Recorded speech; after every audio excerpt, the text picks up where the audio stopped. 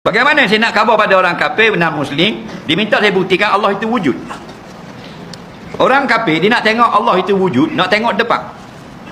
Pertama kita kena khabar laisa kamitslihi syai'. Tidak ada sesuatu yang seperti Allah. Kerana dia Khaliq, dia Tuhan, kita makhluk. Kalau kita kata Allah itu kena nampak, maka suruh dia tunjuk elektrik. Kita belah wayar elektrik, kita buka on switch, suruh tunjuk mana arus elektrik. Ni saya dah belah wayar, hanya nampak tenaga dalam. Tunjuk. Nampak lagi arus elektrik. Dia tak nampak lah. Tak ada nampak lah. Tak ada nampak elektrik, tak nampak. Dah buktikan. Awak kena pegang wayar. Okey. Oh tak boleh pegang, saya mampu keras lah. Tak boleh. Bandar pula. Tak. Ada tak elektrik? Ada. Dah takkan nak pegang. Nah, nampak tak di mata? Tak nampak. Dah. Gitu. Cukup dekat tu. Allah tidak sama dengan segala sesuatu daripada makhluk ini. Nah, tidak di atas, tidak di bawah, tidak kiri, tidak kanan, tidak depan, tidak belakang, dia ada. Nah, dia kata antara dalilnya alam ini.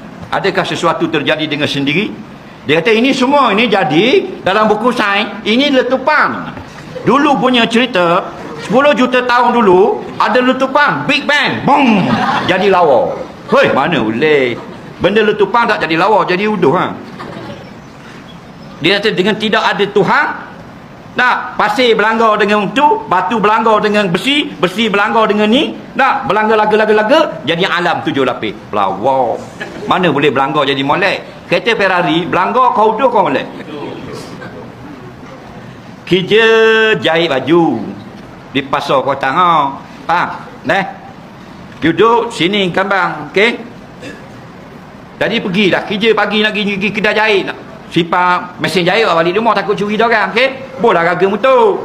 Faham? Mesin jahit bola gaga motor. Faham? Lepas tu dengan benang, dengan kain ada 4 meter sepasang. Nah, dengan jarum apa semua, siapa lagi batu 2 berlanggar. Dak nak break kereta, break depan, pong motor dia langgar dah belakang kereta orang. Melambung tukang jahit ni. Masa melambung tu mesin jahit tu masuk di kain, masuk benang, jadi jahit. Bila jatuh, siap baju kurung pasang. Mensabah dah. Nah, tu cerita dia. Ada pula kemalangan jadi bumi yang begini indah. Dah, Allahul ladzi khalaqas samawati wal arda, Allah yang buat 7 lapis langit, Allah buat pula 7 lapis bumi.